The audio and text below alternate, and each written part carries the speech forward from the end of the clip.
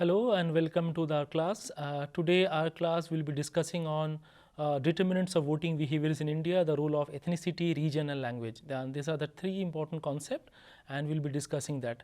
The objective of our today's class is to understand the concept of ethnicity, region and language in Indian context of voting.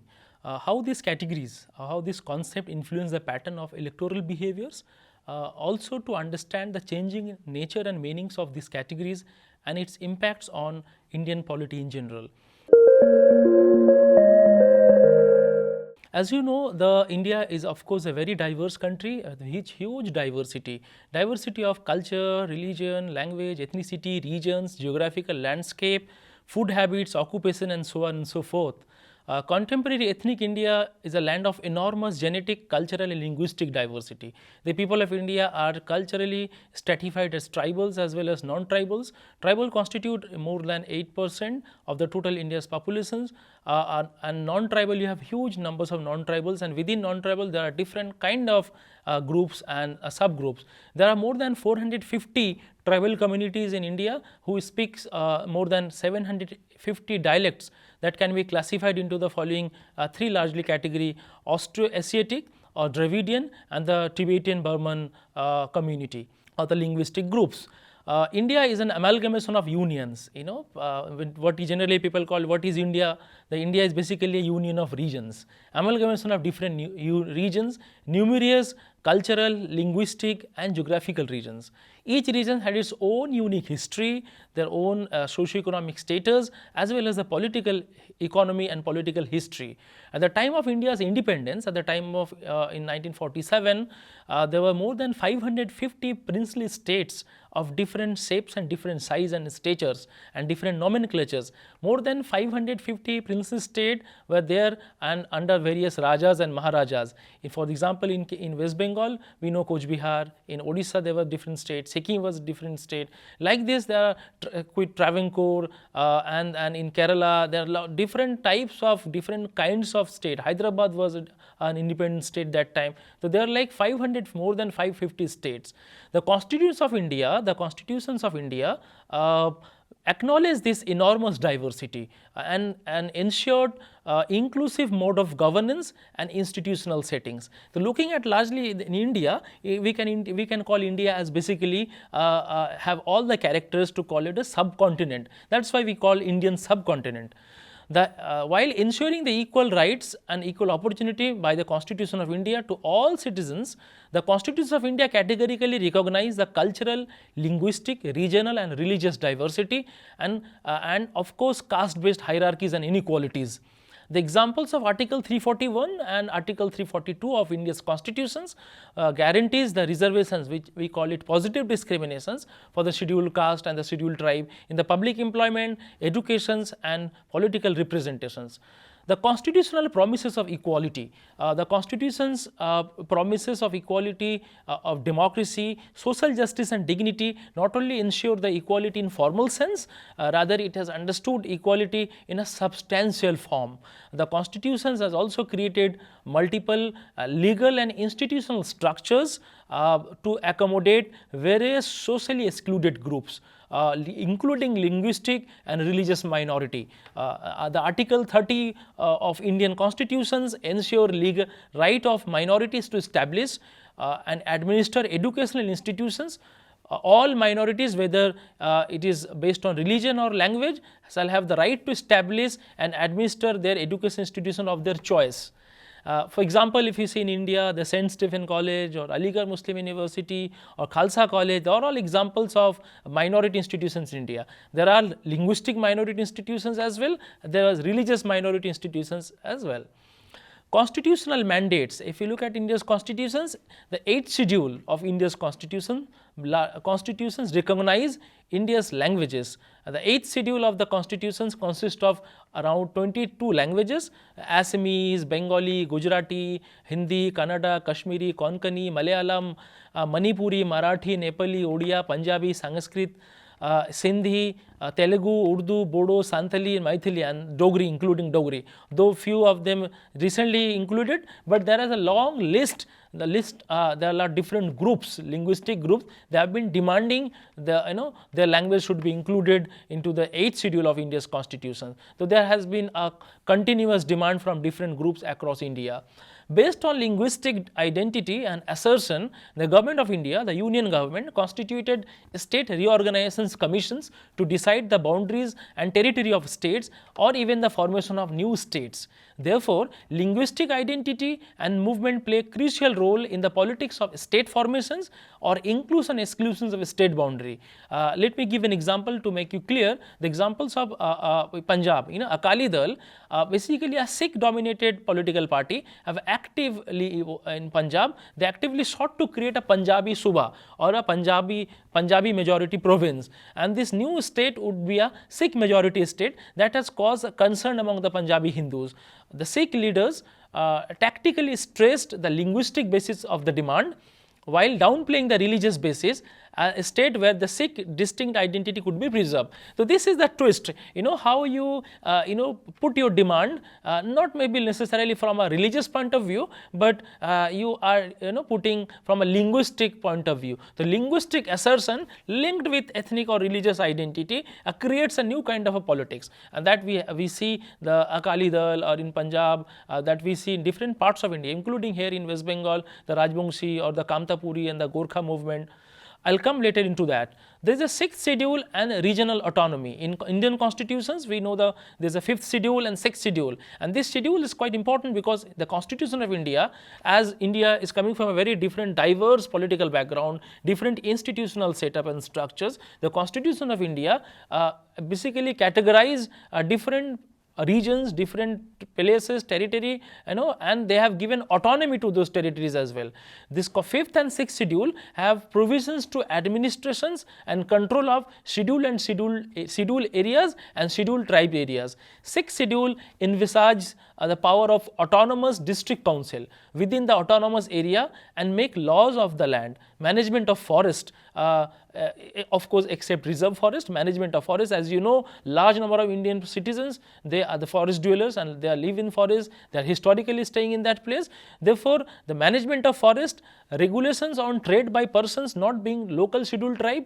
If you go to the hilly areas in India and different towns in the northeast and many other parts, we see the non-tribals cannot own or occupy land over there. Therefore, so that their geographical distinctiveness doesn't get disturbed. Scheduled tribes, appointment of traditional chief, headman, inheritance of property, marriage, divorce, social customs, and establishment and maintenance of primary schools, market, taxation, issues, lease of extraction of minerals. These are the very important aspects. Almost every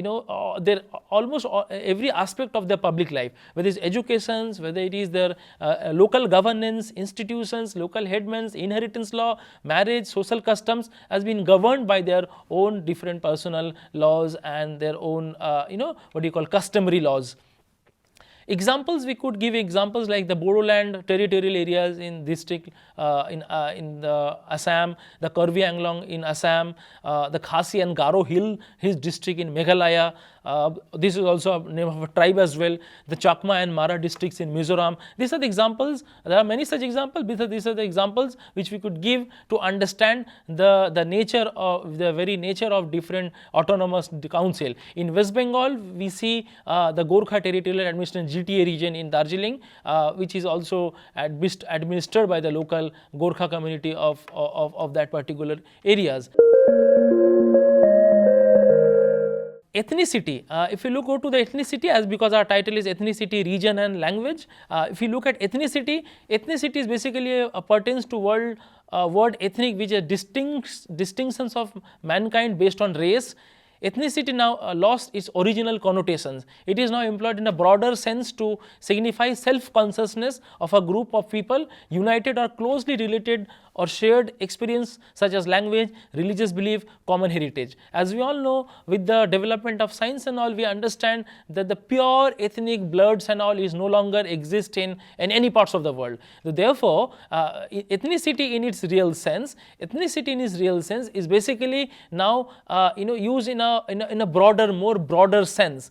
Ethnicity does play an important role in many states in India. There are presence of large number of political parties, ethnic based political parties in the northeast part, including in many other parts of India, and they play also influencing role in determining the voting behaviors and shaping the politics of that particular region. Ethnic polity led to the rise of what you call narrow definition of citizenship and does not go along with the normative concept of democracy and civic solidarity. The Son of the Soil movement in Assam, the nativist Shiv Sena movement in Maharashtra, this could be the examples of ethnic movement in the recent past in Indian political history.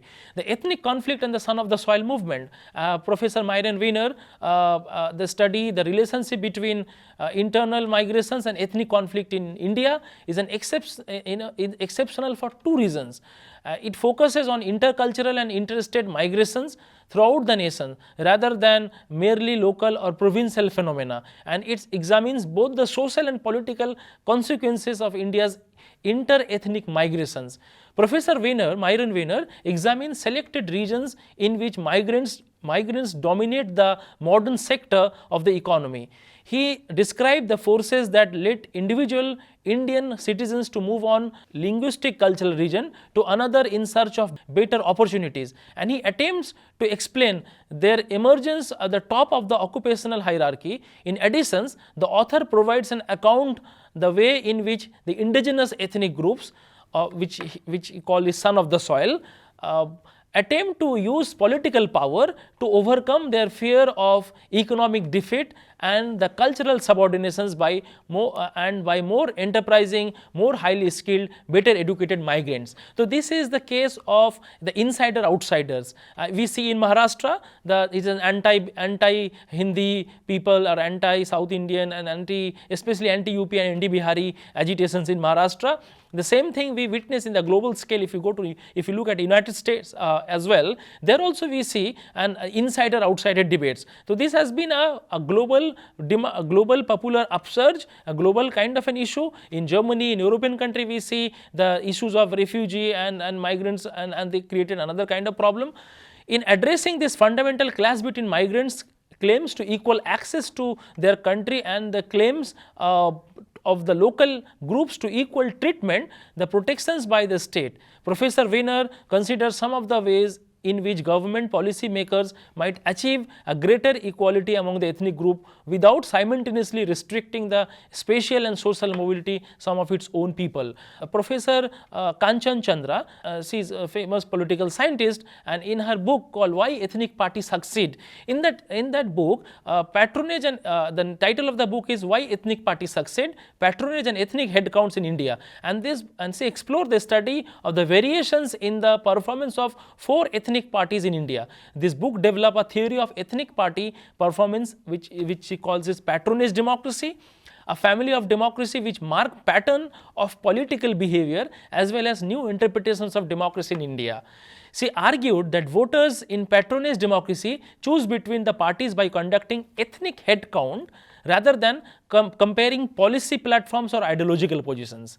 They formulate preferences across parties by counting the heads of co-ethnic parties across party personnel, preferring that party that provide greater representations to their co-ethnic groups. Therefore, in ethnic party, they have their own plus point rather than an ideological or policy evaluations. They largely look at their ethnicity as a prime sort of determinants for influencing the voting patterns and voting behaviors.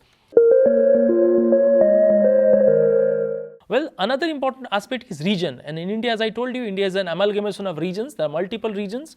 India is basically a union of regions. Each region had its own unique social, cultural and political history. The process of democratizations, economic performances, rise of sharp inequalities, breakdown of old Congress system, as Professor Rajni Kothari coined the term Congress system, in the post-Nehruvian era has led to the regionalization of Indian polity and the rise of regional and sub-regional identity.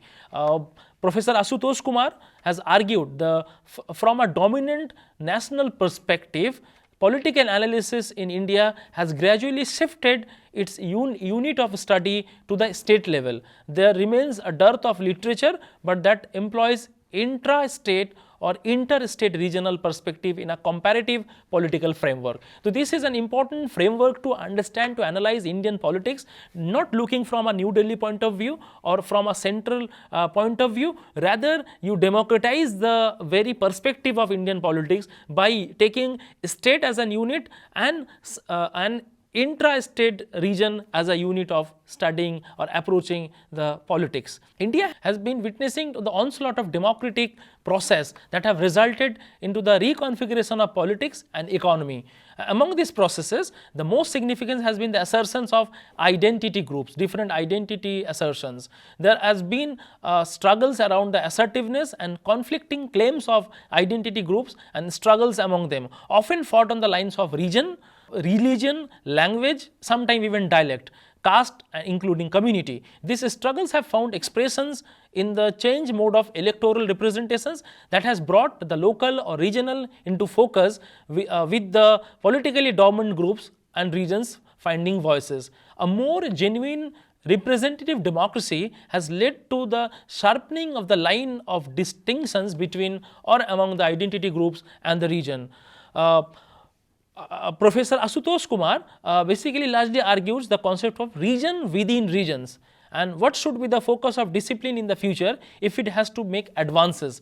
The argument herein, there need to be a greater effort of comparativist to go beyond the state and focus exclusively on sub-regions within state, both as relatively more sub-regions within a particular state across states, especially those sub-regions and straddle state boundaries. Let me give an example. For example, in West Bengal, if you look at the regions within West Bengal, we have a North Bengal region. North Bengal region not necessarily only an administrative region, but there is also a cultural region as well. The North Bengal region consists of Malda, South Dinajpur, North Dinajpur, Jalpaiguri, Alipurduar, Coach Bihar and Darjeeling and other districts. So this district comprises the North Bengal region. Also in West Bengal, we have a region called South Bengal region and Paschim region. So therefore, just in totality, if you study West Bengal from a homogeneous point of view, we may not understand the complexities and intra-regional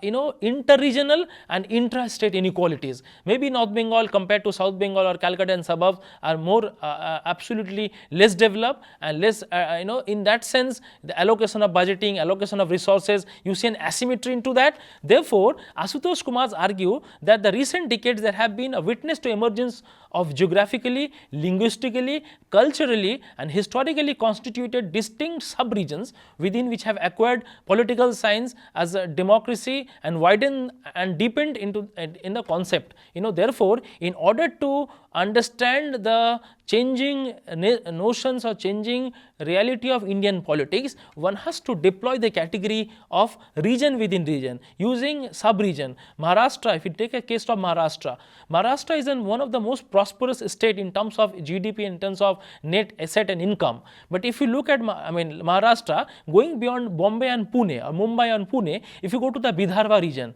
or the Aurangabad region, that region is suffering a lot in terms of underdevelopment. We see and news keep coming on the distress, agricultural distress. The farmers are forced to commit suicide. So in that sense, if you look Maharashtra from a sort of an homogeneous or from a national point of view, then Maharashtra is a prosperous state. But if you look Maharashtra from again inter-regional or from a regional point of view, the intra-regional inequality, then we get a different nuance understanding. Therefore, the sub-regions have emerged as an important political regions after long decades of democratizations and now show sharp ethnic, communal, caste cleavages as well as other socio-political cleavages such as the regional, urban-rural divide, the unevenness of public and private investment, the growth and development, and unequal access to political power. If you look at Andhra Pradesh, former Andhra Pradesh, when I'm talking about Andhra Pradesh, is a united one, Telangana and Andhra Pradesh, you see the entire resource and wealth is largely in Hyderabad and the coastal region. So Rayalaseema, Telangana region were somehow sort of excluded from the entire development process, sometimes from the imaginations as well. The rise of sub-regional polity. The emergent sub-regional consciousness from a perceived sense of discriminations.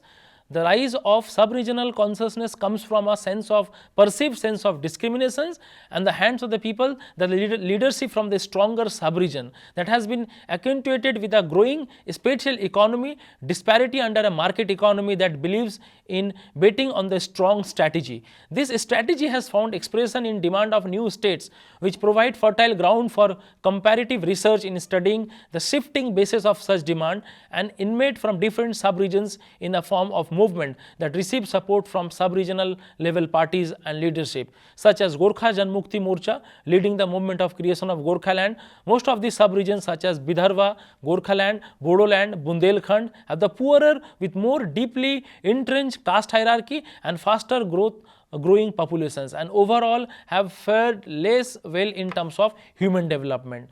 Ironically, sub-regions are better connected by roads and sea roads or closer to bustling marketplaces and business centers, have also been demanding preferential treatment and even asking for separate statehood. In the case with the demand of separate Harit Pradesh, from affluent western UP. Yet outcomes of a new economic policy have been the emergence of distinct economic regions such as National Capital Territory, which called NCR, the standing state of the union territory boundaries, as well as emergence of happening cities such as Bengaluru, Chennai, Hyderabad and economic mega centers having intercity comparison within the country and beyond. Language has been the major issues of sensitive debates in the post-colonial India. The question of linguistic identities, language are linked to the idea of dignity and recognitions. The language standardizations of the country has shaped by political, economic and cultural factors, and in fact the language standardization is a part of more general strategy of the state rationalism. State rationalism suggests that to some extent language standardization is necessary for the administration of society efficiently and orderly functioning. We see more Sanskritization of different language. Many programs have been applied in order to promote Hindi in public or semi-public and private organizations. We see in 1960 the Kendriya Hindi Shikshan Mandal in Agra, the Akhil Bharatiya Hindi Sanghastha Sangh in 64. The Central Hindi Committee was set up in 67 under the chairmanship of then Prime Minister. Throughout the promotion of Hindi language, planners have been given more attention to the codifications and form of standard Hindi rather than practicing Hindi by large number of people, which we generally call Hindustani. The result is a new grammatical rules, new sound of Sanskritizations of Hindi and artificially increased lexical stock. The set of new barriers between the newly standardized Hindi and commonly used Hindi in India. So therefore, the language controversy begins in 5 years after the passage of right at the time of formation of constitutions. Initially, non-Hindi leaders were hoping that the implementation of Hindi would be persuasion but not impositions, but they have seen that there are huge kind of an imposition, allegedly impositions of Hindi by the North Indian state or by the Union of India to the non-Hindi speaking states. In the fact that the source of opposition was basically because of the cultural and the historical background of the state. For example, the southern state have been a long traditions of suspicion against the north. This suspicion was existing even during the national movement. For the south, the north symbolizes the potential source of Aryan dominations. Using Aryan symbols by the north contributed to the alienation of Muslims. In general, as far as teaching in Hindi is concerned, we see oppositions on the state on the basis of south versus north, coastal states versus hinterland, Dravidian language family versus Indo-Aryan language family. As a result, the rivalry, Madras, Tamil, Manipur, Nagaland and some union territories like Goa, Daman and Diu dropped teaching Hindi and admitted English as a link language. The another reason of opposition to Hindi as a new imposition of Hindi due to official language. That meant people who speak Hindi would have more power in social, economic, cultural and political life. That was the relations between English speaker, people who were usually higher class, and non-Hindi speaker in the past. Well, ethnicity, region and language does play a role not only to increasing the blocks but also influence the political process. With the rise of multiple forms of social identities and cleavages, these categories does impact in the electoral politics in different states in India. For example, the Kamtapuri or Rajbongshi questions in Coach Bihar or North Bengal, the questions of Urdu language, the Santhali or Nepali language among the tribal communities, all these issues does influence the electoral behavior in different parts of India. And to sum up, I would like to say ethnicity, region and language, combining these three concepts, it creates a distinct kind of a political identity. It creates a distinct political categories, which categories sometimes directly influence the voting behavior, sometimes indirectly influence the voting patterns and behavior. That we see if you look at many different states, whether it is Karnataka, whether it is Andhra Pradesh, whether it is Telangana Andhra debate, whether it is Gorkhaland, whether it is Bodoland, we see a distinct form of not only about ethnicity in a broader sense, but it's also about the language issues, it's also about the issues of identity and also about the issues of region. Therefore, amalgamations of region, amalgamations of language and the ethnicity, that creates a distinct political identity, a political category which also impact not only the state politics, but it also larger repercussions to other distinct identity movement. To conclude, I would say it's require the issues of ethnicity, issues of language and region require more scholarly and nuanced understanding in order to understand the changing patterns and nature and settings of Indian polity, not only from the macro point of view, rather to understand micro as well as region, including regions within regions. Thank you.